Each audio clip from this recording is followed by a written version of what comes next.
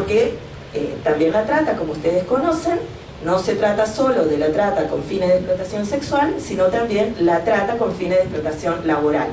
Fíjense que yo puse consumidores / consumidoras. Generalmente a las mujeres nos cuesta menos abordar estos problemas porque consideramos que como ninguna consume servicio de prostitución, no está vinculada a la trata como consumidora. Sin embargo, no es así. Muchas de nosotras estamos vinculadas a la trata como consumidoras, porque la trata con fines de explotación laboral encuentra en la industria textil ilegal en la Argentina uno de sus principales nichos, y también allí hay mujeres, tanto mujeres como varones. Ni hablar del sector rural, donde se dan altos índices de trata de personas con fines de explotación laboral y reducción a servidumbre. Como consumidoras somos un escalón más del consumo que habilita la trata, cuando no nos interesa si, por ejemplo, la ropa que consumimos proviene de talleres con trabajo esclavo. Hay una legitimación desde el discurso del consumo cuando se habla de esto. Hay una idea de que aquello que se produce con trabajo esclavo es porque permite abaratar el precio, entonces de ese modo no sería tan grave, porque si no hubiera trabajo esclavo, de alguna manera no podríamos consumir a precios bajos determinadas cosas. Sin embargo, esto es un error, ya que, como ustedes conocen, el consumo que se asienta en los eslabonamientos productivos del trabajo esclavo, por ejemplo, en las textilerías, responden al consumo suntuario. Todos conocen los casos de los grandes modistos que no venden a los sectores populares lo que producen usando trabajo esclavos. Está dirigido al consumo suntuario de las clases medias, altas y altas. Entonces, el argumento de que, bueno, si se pagara a los trabajadores lo que correspondiera y si no habría determinados niveles de ilegalidad e informalidad hasta llegar en el extremo del trabajo esclavo, ese producto saldría más, se cae por su propio peso.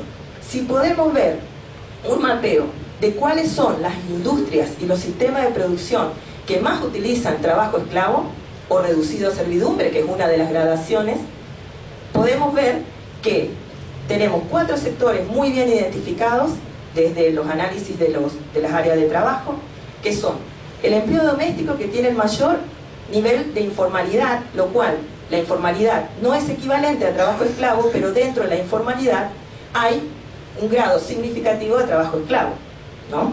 Entonces podemos ver que el empleo doméstico también tiene una pauta histórica que se ajusta a esta región, específicamente el NOA, donde me voy a referir al terminar estos 4 lugares. Otro de los ámbitos con mayor problemas con respecto a los mercados laborales y al trabajo esclavo y reducido a servidumbre, que también configura en muchos casos el delito de trata, es el sector de la construcción.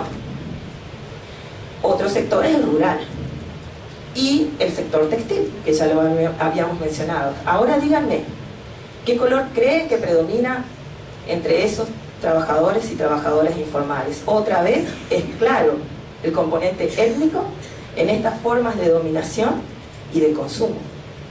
Consumimos no solamente a personas que por esa confluencia entre esos dos indicadores se ubican en los sectores que son menos atendibles por nuestra sensibilidad de los sectores medios, y a su vez no solamente en cuanto a servicios sexuales, sino a provisión de otra clase de servicios, seguimos consumiendo a aquellos sectores subalternos, étnicamente oscuros, que están en estos sectores de actividad. Cualquiera que vea una estadística sobre informalidad, precariedad laboral, puede ver claramente que son sectores con un color étnico mayoritario. Entonces, también cuando hablamos de género decimos que no solamente hablamos de mujeres, sino cómo las mujeres se relacionan con los varones. Cuando hablamos de trata, las mujeres también, aún sin saberlo, podemos ser un eslabón del consumo de la trata de personas, cuando esa trata está focalizada en la prestación de servicios, excluidos los sexuales. Pero también aquí se dijo, no puedo recordar la exponente, que en muchos casos se dan una combinación de ambas. Esta tipificación entre servicios, explotación por servicios sexuales o por servicios laborales opera analíticamente. Una persona que va a explotar a otro ser humano y lo va a someter a una situación de esclavitud, no va a decir, entonces no te voy a someter a la otra tipificación del delito. Alguien que somete a otro ser humano, lo somete desde todo el punto posible que pueda someterlo y que le produzca renta, que le produzca un beneficio económico. Estas distinciones analíticas operan meramente para el análisis estadístico y para el análisis sistematizado, ¿no?, disciplinarmente. Pero a la hora en que los operadores de justicia y aquellos operadores incluso policiales y todos aquellos que actúan sobre este tipo de realidades se encuentran muchas veces con que una persona es explotada en ambos sentidos. Hablamos ya de los consumidos y las consumidas. Antes de pasar a esto, simplemente era para, bueno, reforzar ese concepto en la segunda variante, para que haya un consumidor y un consumido, y que no solamente hay consumidas, sino que también hay consumidos. Entonces, en nuestras sociedades de consumo, estas sociedades contemporáneas, donde, como dice Néstor García Canclini, un sociólogo argentino radicado en México, el estatus jurídico dejó de ser la medida de ciudadanía. Ahora es nuestra capacidad de consumo lo que determina cuán ciudadanos somos y de qué categorías. Me refiero en sociedades de consumo del concepto de Néstor García Canclini, que es muy interesante, porque en realidad lo que ordena hoy nuestra sociedad es nuestra capacidad de consumo. Respecto a eso, me quedó muy claro cuando en España se discutía la inmigración, que era un problema cuando eran pobres, pero cuando los magnates árabes, oscuros, musulmanes, con millones, se asentaban en las costas del sur del Mediterráneo europeo, no eran un problema inmigratorio, sin embargo tipificaban una inmigración. Entonces volvemos otra vez al componente étnico de todos los problemas sociales, que generalmente queda relativizado. Pero ¿por qué esto es un problema para el análisis económico? Que es desde donde voy a enfocar esta sección. En nuestras sociedades de consumo tenemos una condición de posibilidad que es la nota quizás de nuestra contemporaneidad, que es la publicidad. La publicidad es el estímulo del consumo de masas, ¿no?, que es algo que desde mediados del siglo XX, luego de la posguerra y la producción, el tipo de producción fordista, serializada, se empieza a estudiar con mayor detenimiento. O sea, a mayor producción tiene que haber estímulos sociales para crear necesidades de consumo. Todos sabemos, sin apelar a teorías antropológicas y sociológicas, que consumimos más de lo que necesitamos. A eso también llamamos sociedades de consumo. Y el estímulo para que se nos creen necesidades de consumo que no son aquellas vinculadas a nuestra reproducción vital, a nuestra vitalidad, es la publicidad. La publicidad no es solo ese detalle de lo que intermedia entre la oferta y la demanda para crear ese estímulo de consumo, sino que es algo más profundo, la publicidad, porque la publicidad hace uso como un insumo de los estereotipos y de todas las inequidades, y la publicidad en relación a la trata tiene un rol central, porque la trata, básicamente desde este enfoque, es un problema de consumo. Es decir, las soluciones legislativas, las soluciones jurídicas que no aborden el estudio del consumo, porque en definitiva, en términos de consumo, ¿qué es la trata? Es la forma más extrema que tiene la oferta para satisfacer la demanda, ¿no? Hay una oferta que puede ser coactiva cuando la demanda crece y las personas no están tan disponibles, o sus situaciones de vulnerabilidad no son tan profundas tal que haya que usar mecanismos coactivos o de engaños para satisfacer esa creciente demanda. Entonces, el tema del consumo en la trata es fundamental. Bueno, yo me voy a enfocar ahora en los núcleos duros de las desigualdades sociales, que son las formas en que la publicidad encuentra la manera de estimular el consumo de masas. ¿Y por qué es tan importante?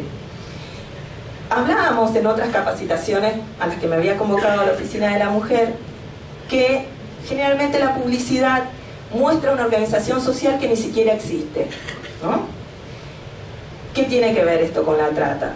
De que pensamos que la publicidad nos muestra modelos a los que nos identificamos y por eso vamos y consumimos lo que nos propone. Esto no es así.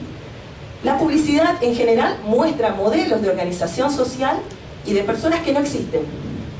Y sin embargo compramos sus productos. Por ejemplo, en la publicidad las mujeres aparecen y los varones con el modelo del male breadwinner, el hombre ganador de pan. La mujer aparece cocinando, cuidando a los hijos, perfecta, con una figura envidiable, y él aparece llegando a la casa y siendo la persona que se beneficia de esos cuidados. La realidad es que quienes miran en los sectores medios son parejas que trabajan los dos. El modelo del hombre ganador de pan y la ama de casa exclusiva es un modelo que se está extinguiendo, que sus indicadores cuantitativos lo dan como un modelo anecdótico. La gran cantidad de familias tiene, en los casos que la familia sea nuclear, tiene dos componentes que ambos trabajan en el mercado remunerado, sea formal o informal, de siempre, prácticamente de la misma constitución de las parejas. Sin embargo, a pesar de que esa publicidad desafía la experiencia de nuestra propia vida, la consumimos.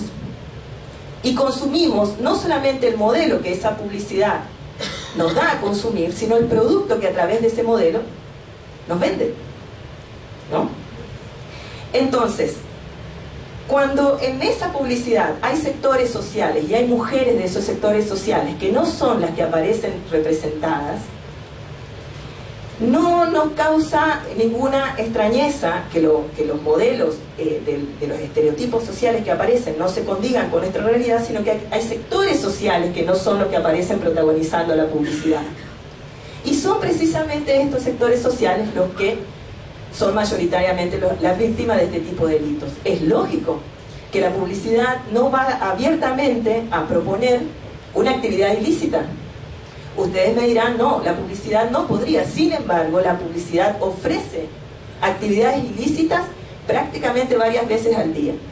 Basta con que nos detengamos un solo día a examinar la publicidad y vamos a poder ver la oferta de comercio sexual con los números, llame al 1185, y están ofreciendo proxenetismo, ¿no? Porque ese número, esa persona que recibe el número, que puede desde imágenes hasta con, los contactos románticos, como es una de las tergiversaciones, está haciendo la figura del proxenetismo. Y sin embargo, eso está en la publicidad. En Andalucía, cuando se habían conformado los observatorios andaluces de la publicidad sexista. Me parece que con solo un observatorio argentino de la publicidad sexista, como sí existe, nos quedamos cortos. Porque no se trata solo de ver las desigualdades, que a la vez son una posibilidad de condición de que se naturalice también la prostitución y otras formas de dominación a través del trabajo forzado. Si bien están unidas, hay otros elementos como estos que habría que observar de los aparatos publicitarios que conviven entre nosotros y que abiertamente publicitan actividades ilegales que están vinculadas a la trata y fomentando ese consumo.